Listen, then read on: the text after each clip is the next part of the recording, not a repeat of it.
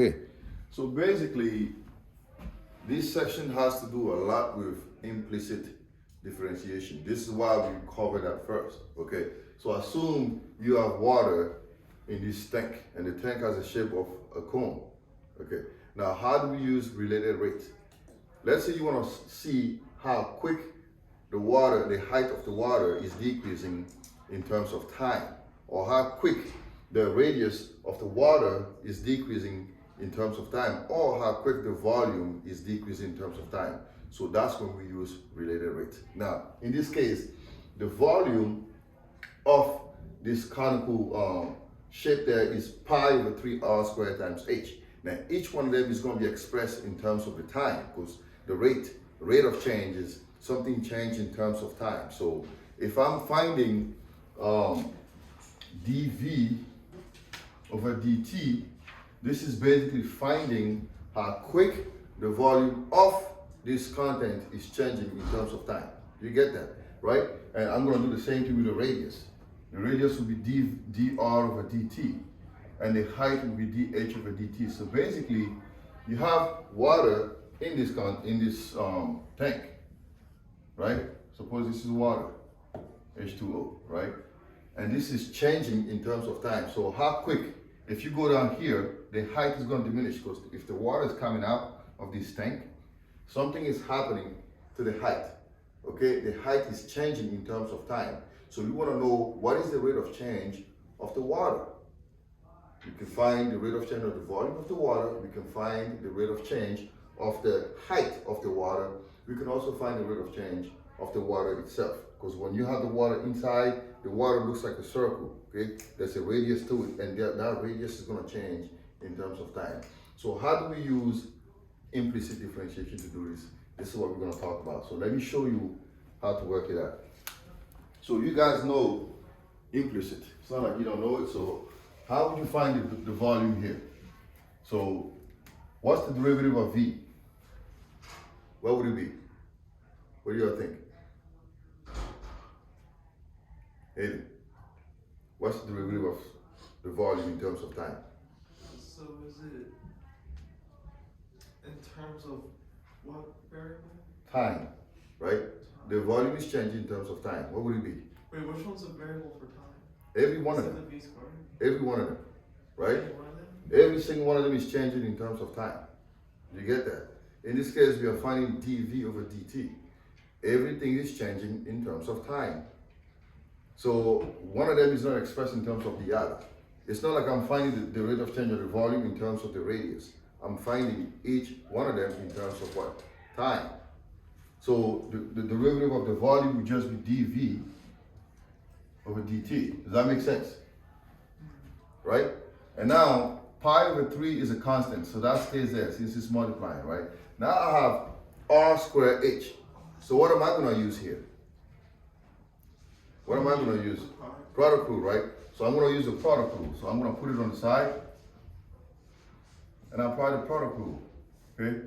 So I have r squared h, and I want to find the derivative in terms of time. Okay, time is my variable here. So first I'm going to find the derivative of r squared, which is what? What's the derivative of r squared? 2r. 2r times what? Times d r, right? dr over dt. D times h, right? Now the derivative of h, dh over dt. dh over dt times what? r. R squared, right? R squared. That makes sense? Because we're doing the first one, f prime g plus g prime f. So the derivative will be 2r times dr over dt times h, and then plus dh over dt times r squared, right? Now, this is the rate of change of the volume. I can stop here. I don't have to do any more transformation. Now the question comes, how would you know the actual rate of change of the volume if certain one of these things are given? Let's assume that the radius is 2 centimeters and the rate of change of the radius let's say it's like 0.5 centimeters per second. And then the height is about let's say about 5 centimeters. And the rate of change of the height, dH over dt, is about 0.8 centimeters per second. If I give you this, which those will be given to you. They're not just going to leave you hanging. Okay. So if these are known, how will you find the derivative? The rate of change of the volume in terms of time. All you have to do now is just plug it in. Does that make sense? Right? So if I want to know the rate of change of the volume of the water in terms of time, I'm just going to replace it given these. So dV over dt will equal 2R, which is 2 times 5, right? Times dr over dt, which is 0.5. And then I'll put this in parentheses because I'm multiplying this by pi over 3. I don't want to forget that, right? Times the height. The height is 5, right? And then plus dH over dt, which is 0.8, times r squared, which is basically r squared will be 2 squared, okay? And then the whole thing times pi over 3. Now you can plug this in your calculator, and that's going to give you the rate of change of the volume in terms of time. Any questions? That make sense? So basically, you can use the related rates to solve all types of problems. So if I want to know how quick is, I don't have anything on top of my head right now, but we'll find some examples in the book. But this is really practical, okay? And it's all based on what? Implicit derivatives. Yes.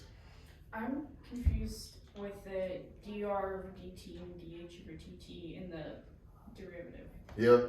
All right. I'm So confused as to where that came from, because wouldn't it be plus h times dH over dt, not times h plus dH over dt?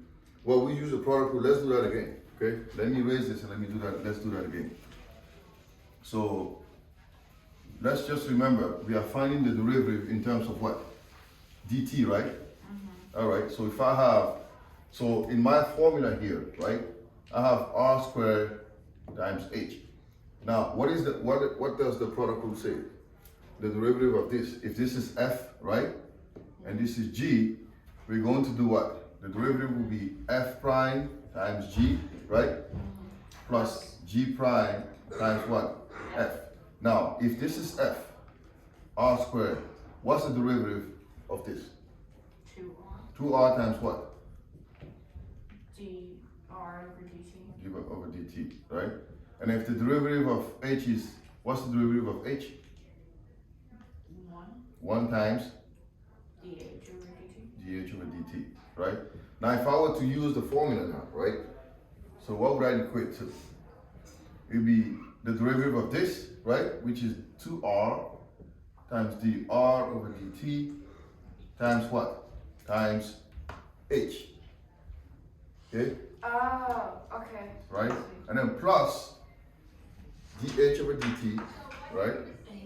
I was confused as to why there's 3 numbers on one side and 2 numbers in this side. Oh, the reason why But there's the 2 because this one was just Yeah. h, right? The one- Times r squared. Does that make sense?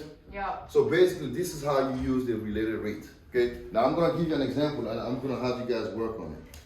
So let's assume that you have an equation.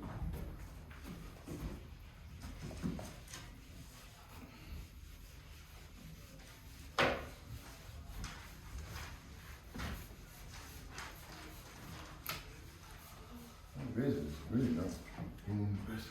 Y squared equals y equals x squared plus 3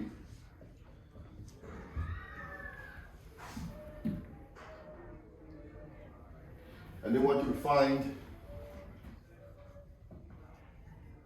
dy over dt when x is equal to 1. Okay? They want you to find dy over dt when x is equal to 1 when dx over dt is also equal to 2, right? So basically, what does this equation represent here? What does that represent? Who knows? What kind of shape do we have here? Yep. the parabola, right? Opens upward because this is positive. Positive. Now they want to know how quick this parabola is changing in terms of time when the derivative of x is 2 and when the x is equal to 1. So how are we going to solve this? We need to find dy over dt, right? So, so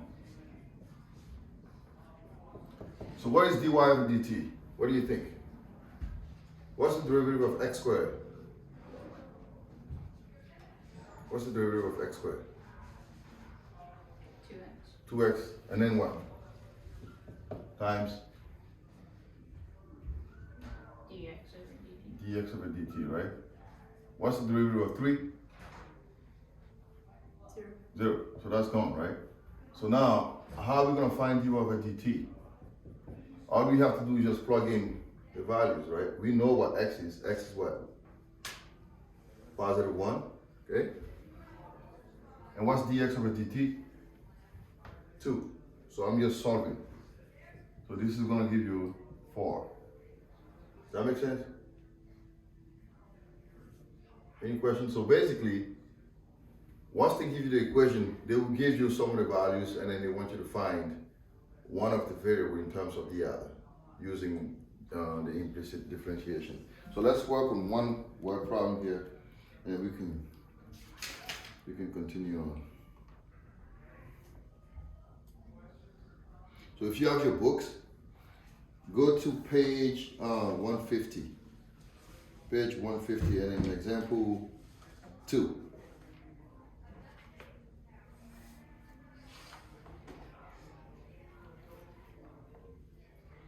If you have it, DG 150 page 150, example 2.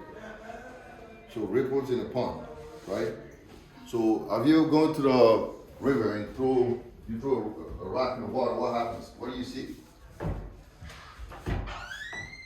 I don't know if you guys have done that. I'd like to just sometimes skip a rock or throw it in the water just to see the concentric circles, right? Have you ever done it? Or no? Maybe you're not much of an outdoor person. I'm not much, but I like doing that. Right? So the problem says that a pebble. Huh? No, I'll say I can't skip rocks. You can't? I can't really. It's easy. I can get like one. They have to be flat and you just maybe like. 2 skips, but I can't really. I can probably get at least 4 or 5 skips. I don't know. Pretty easy. You just do it quick enough and then you. My best is 7. Oh. You did 7? Yeah. That's crazy. Anyway, so the question says a pebble is dropped into a calm pond, right? Causing ripples in the form of concentric circles, as shown in figure 2.34. And the radius r of the outer ripple is increasing at a constant rate of 1 foot per second. And when the radius is 4 feet, at what rate is the total area of the disturbed water is changing? Okay? So, what kind of figures do we have here? We just need to know first thing, what kind of figure do we have? Concentric circles, right? It's a circle, right? So, it makes our life a lot easier. So, we know that we're going to have, so let me kind of give you a quick picture here. So, this is what you have, right? So, this is like concentric circle. So, you drop the water in there, you drop a pebble, a rock, right? And then it's causing ripples. Now they are saying that the radius of the outer is increasing at a rate of 1 foot per second. So we know that the variables R and A are going to be related by the equation A equals what? Pi times what? R squared, right? This is how you find the area of a circle. Okay, and the question is saying how quick the water is changing, the rate is changing when the radius is 4 feet. So what is the rate of change of the radius? How much is it? What do we know? 1 One per so second. there you go. So dr over dt is what? 1. 1, right? 1 foot per second. And what's the radius? 4. 4, right? They want us to know how quick this area is changing. So we are finding what? dA over dt. Does that make sense? So dA over dt equals pi times what? 2r times dr over dt. And all you have to do now is just replace r by what? 4 and dr by dt by 1 and just solve it. Does that make sense? Any question on that? The hardest part in this section is really figuring out what's going on, understanding how to interpret the given question, okay? In this case, we have concentric circles. In that case, we have water that's coming out of a tank. And in some cases, you may have whatever they give you. So this is basically all you need to know. So we're gonna work on some problems in the book.